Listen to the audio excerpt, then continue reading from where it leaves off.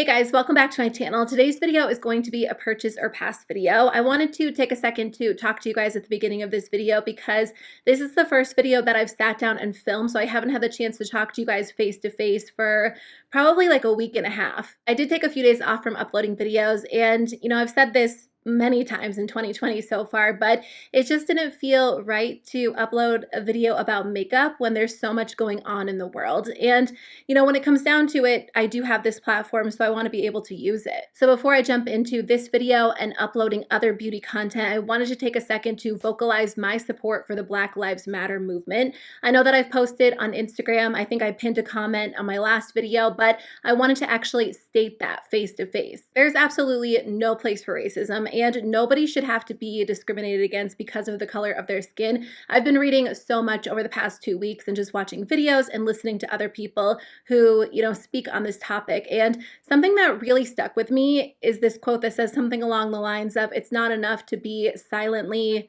not racist, but you have to be actively anti-racist." It's definitely been an eye-opening week. I've been taking so much time to just educate myself as to what it means to actually be anti-racist, and it's going to take a lot longer. I have a long list of books that I'm interested in reading. I'm starting with White Fragility. It is on Audible if you guys are curious about that one as well. I'm going to list a bunch of resources in the description that have helped me personally. In the end, I want to take actionable steps and be actively anti-racist. So whether that is signing petitions, sharing resources, donating, all of those things are very important. All of the AdSense money on this video and my last video are going to go to the Black Visions Collective, as well as the Black Lives Matter Fund. This is important to me because I want to put my money where my mouth is, and I have this platform that I am so thankful for, and I want to use it for more than just makeup. And this is something small that I can do. When people take the time to watch the ads on my videos, I can donate that money. And I don't typically share when I donate money because I think there's something to be said about doing that without,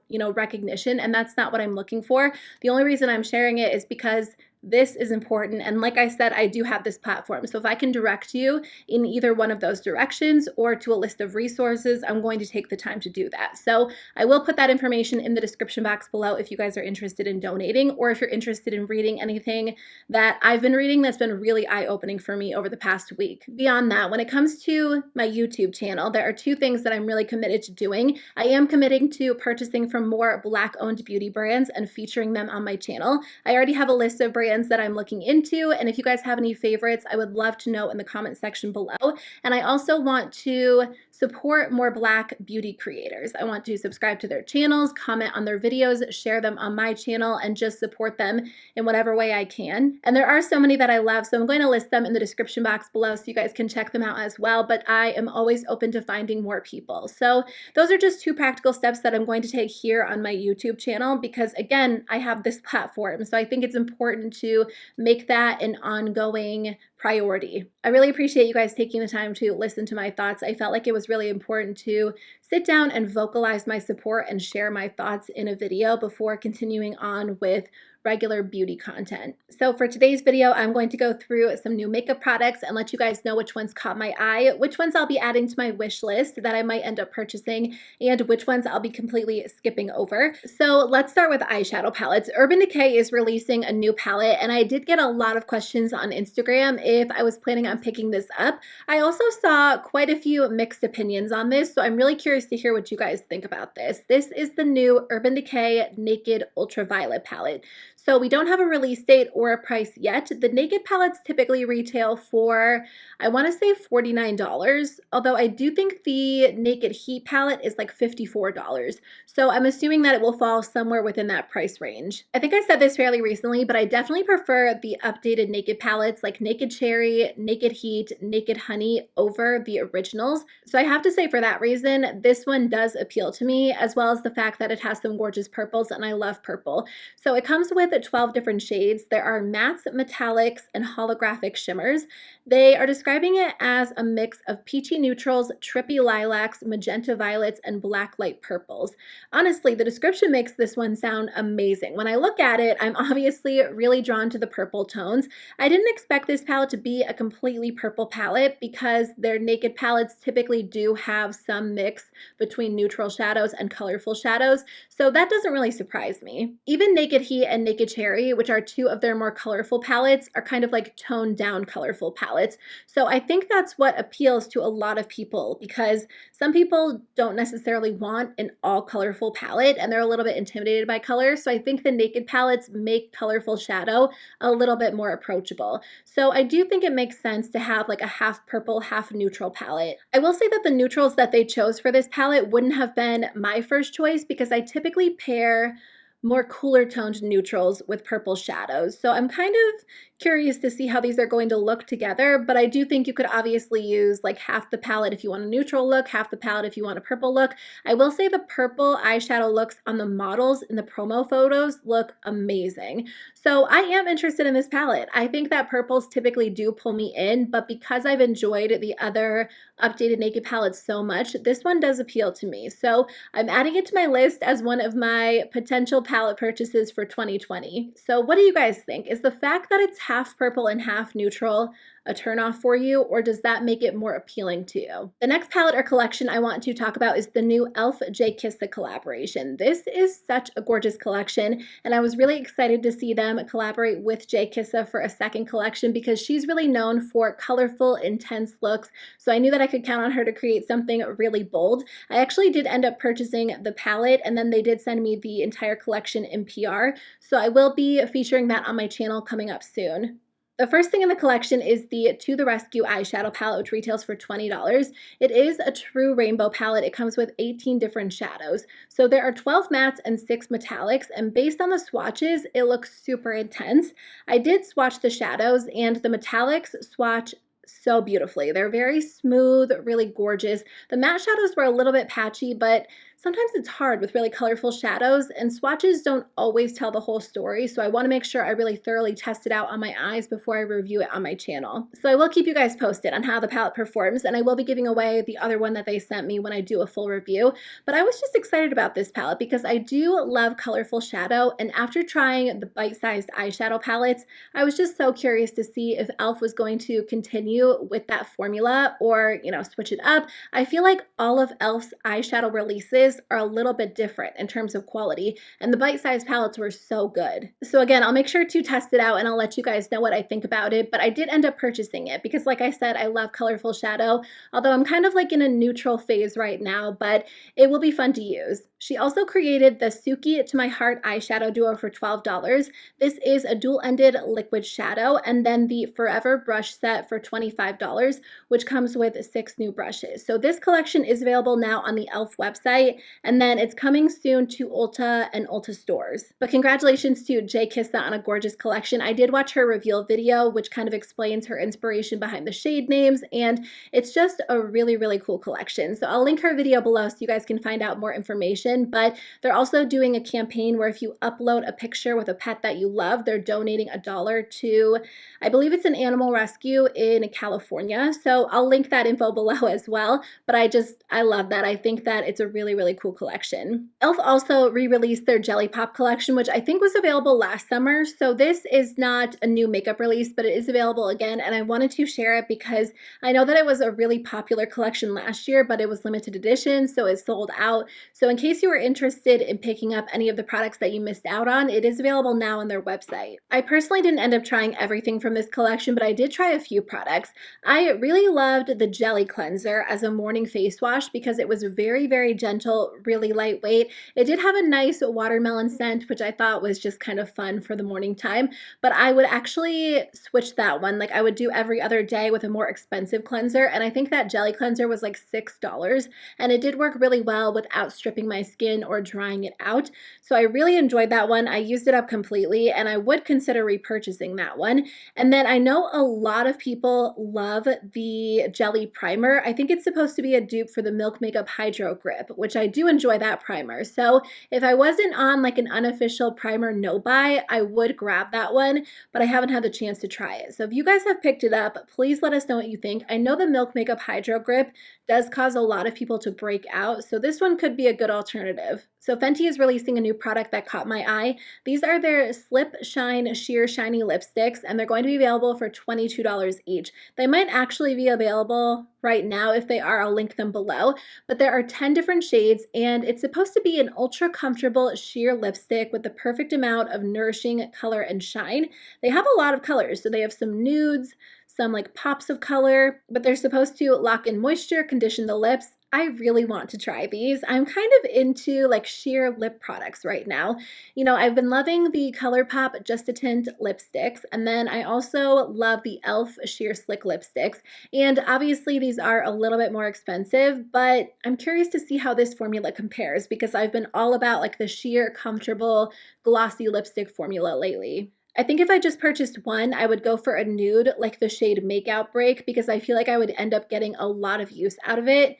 But there are seriously so many pretty colors that it's hard to choose. So I might watch like a lip swatch video and then choose one based on that. I don't really buy a lot of high-end lip products these days or even full-size lip products these days. So it says a lot when one really catches my eye. So I do plan on trying these. Are you guys into sheer lipsticks or do you prefer more of a pigmented formula? I used to be all about like a rich pigmented lipstick, but these days for like everyday wear, a nice sheer formula is just kind of different. And sometimes I like that formula, like a sheer lipstick over a gloss, just because I feel like it's not, like if I'm going out and it's windy, I don't have to worry about like my hair hitting my lips. It just feels very low maintenance. So I am excited about these. So to be honest with you guys, Anastasia Beverly Hills new makeup releases don't typically interest me unless they're an eyeshadow palette. I usually scroll right past them.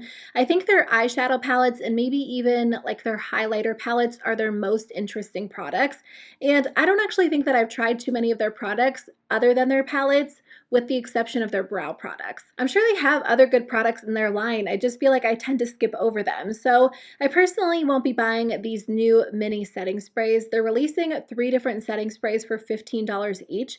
So they have a pineapple scent, a mango scent, and then also original, which is a coconut vanilla scent. These are meant to hydrate the skin and then seamlessly blend makeup together, giving the complexion a dewy, radiant finish. In all fairness, that's not something that I typically buy anyway. I'm very bad at applying makeup setting sprays. I go through phases where I love them and I think they make such a difference. And then I go through phases where I just don't really care about them. And I've been in that phase for a long time, like probably 6 or 7 months. If I do take the time to apply a setting spray, I want it to actually lock my makeup in place and not necessarily mattify my skin, but definitely not give me more of a dewy look because I feel like that just kind of messes up all of my makeup since I do apply a lot of mattifying products. So anyway, that's just not a product that I'm personally interested in, but I did want to mention it in case you guys were curious about it. There are 2 products that I am thinking about buying. I probably will end up purchasing them at one point. I might save them to my loves list and wait for a sale because I'm not in a hurry, but I do want to try them. So if you guys watch my videos, you might know that I've been dealing with a lot of texture issues in 2020. My skin has just felt very textured. I've tried a couple of different products and I am so thankful that I finally found one that has just cleared up the majority of the issues I've been dealing with. About 2 months ago, I started using the Polish Choice BHA, and that has cleared up the majority of my texture. My skin actually looks pretty smooth for me. I mean, I do deal with the occasional breakout, and it's definitely not perfect by any means, but that product has made an amazing difference for me. So I swear by it. I've been talking about it a lot in my monthly favorites videos, but I also saw that Farmacy is releasing a similar product. Right now, I'm obviously very content, I mean, more than content with the Polish Choice product, so I'm not looking to replace it right now, but I'm kind of someone who's always curious to see if there's something even better out there. So again, like I said, I'll save this one to my loves list and maybe pick it up during a sale, but this is their Deep Sweep 2% BHA Pore Cleaning Toner. So it's described as a refreshing water-light daily toner that contains a blend of salicylic acid, moringa water, and papaya enzyme to reduce shine, minimize the look of pores. So they say that it's ideal for combination and oily skin, and the formula exfoliates and cleans pores to reveal a healthy looking complexion, which is exactly what I feel like the Polish Choice product does. So I don't know exactly how these compare in terms of ingredients. I think I'm going to look into that because the price point is pretty much the same. This one's $28. I think Polish Choice is like $29.50, and they both come with 4 ounces of product. So after finishing Polish Choice, I might try this one out and just kind of see how they they compare, but I did want to share that because I know a lot of you guys do like Farmacy's skincare products as well. I'm also thinking about trying this new Briogeo hair mask. I've taken a little bit of a break from Briogeo. I used to purchase their shampoos and conditioners over and over, but their last shampoo and conditioner that I tried was, what was it? The banana and coconut one, like the ones that come in the yellow bottles, and they completely dried my hair out. So I decided to kind of switch it up, try a different brand. For the past 3 months, I've been using Function of Beauty, and their products are customizable. So I feel like they hit my hair goals really, really well. So I'm really satisfied when it comes to shampoo and conditioner, and I have been using the Function of Beauty hair mask, but I'm almost out of that one, and I probably won't repurchase it until I place another Function of Beauty order, which won't happen for probably 3 months because I just placed one. So in the meantime, I might give this one a try. This one is the Briogeo Be Gentle, Be Kind Avocado, Kiwi, and Mega Moisture Superfoods hair mask. It has a very long name. It retails for $36. It's not available yet, but it is coming soon to Sephora. I'm curious to see how this one is going to compare to the Don't Despair Repair hair mask. That's one that I've been using for like 4 years. The weird thing about the Don't Despair Repair hair mask is that it doesn't necessarily make your hair feel softer or more manageable, which is what I think a lot of people go for when they want to use a hair mask. I find that that one makes a big difference long term when I use it very often or very regularly, because I do deal with a lot of breakage, and that one is a strengthening hair mask. And because I use a lot of heat on my hair, I do feel like that's important. So even though my hair doesn't feel instantly moisturized or soft, I do notice long-term results with that. That being said, sometimes you want a hair mask that really just makes your hair feel so soft and moisturized. So I do feel like maybe alternating between this one and that Don't Despair Repair could be a good option. BH Cosmetics released a new collection. This is actually super cute. It's the Weekend Vibes Brunch collection, and there are a few products. There are 2 eyeshadow palettes, 2 cheek palettes, some glosses, a makeup bag, some brushes. I'll put pictures of everything on the screen, but let's focus on the palettes. The eyeshadow palettes are pretty. I'm so torn on their palettes because I think they create some gorgeous palettes. They're always very affordable, and in the past when I've tried them, the quality has been amazing. I think the reason why I'm not more likely to jump on them is because I feel like BH Cosmetics discontinues their palettes very, very quickly, even faster than like ColourPop. So I'll buy a palette, I'll fall in love with it, I'll feature it on my channel, and then it's discontinued. And you know, when it comes to YouTube, I know a lot of people are like, why do you guys get rid of limited edition products? Why don't you feature them more on your channel? I think the main reason is because we want to be able to feature products that people can actually get their hands on. And that's not to say that I won't ever feature like limited edition or discontinued products on my channel. But if I'm creating content around a palette, I want people to actually be able to get it if they do want it. I guess it's just kind of a tough balance. So when I know that a product is most likely going to be discontinued within like the next few months, I typically skip over it. It doesn't mean I won't ever buy it, but that just makes me a little bit more hesitant to purchase. So I feel like because BH Cosmetics does that so often, I'm not as likely to buy their palettes, but these palettes are really cute. It comes with, or they created the Mimosa palette, which has some really gorgeous pinks and reds and just bright tones that I think would be so much fun for summer. And then the palette that catches my eye a little bit more is the Avocado Toast palette. First of all, I love avocado toast. I actually just had that for lunch today. And I'm kind of back on this kick where I want to eat it every single day. So I'm sure that's part of the appeal, but the actual colors in here are just pretty. There's like a good mix of toned down greens and some deep browns, but also some cooler shimmery tones.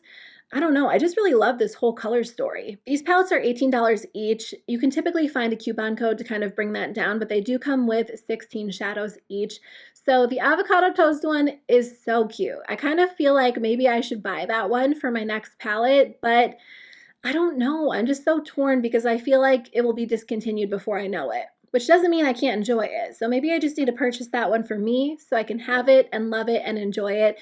They also released 2 different cheek palettes that come with 6 different options. So these are $18 as well.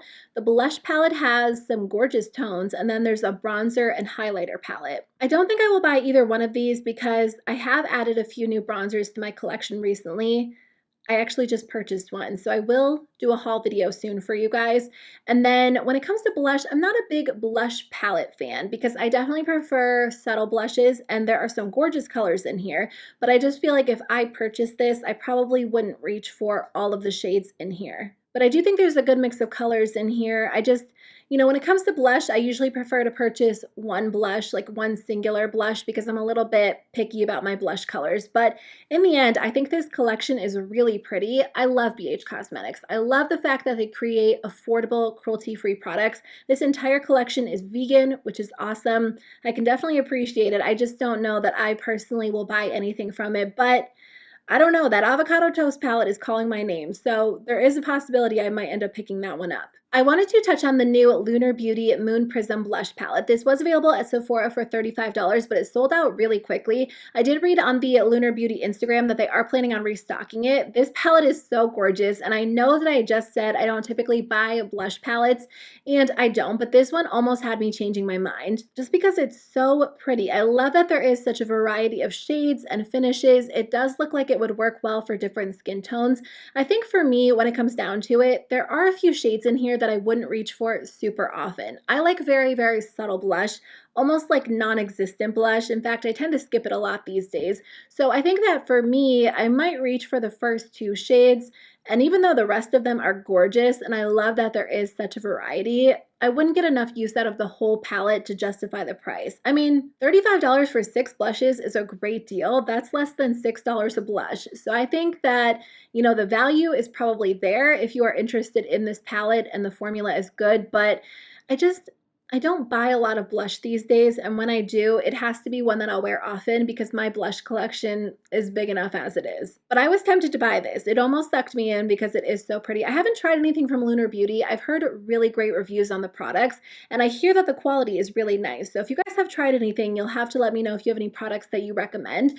I have been tempted on more than one occasion to purchase one of the palettes, but I think I'm just waiting for the palette that really grabs my attention. But anyway, thank you guys so much for watching today's video. I really appreciate you taking time out of your day to watch and listen to what I had to say in the beginning. Again, I'm going to link some resources in the description box below, along with a list of some Black-owned beauty brands and some of my favorite Black beauty creators here on YouTube. But I hope you guys have a great day, and I will see you guys very soon with a new video. Bye.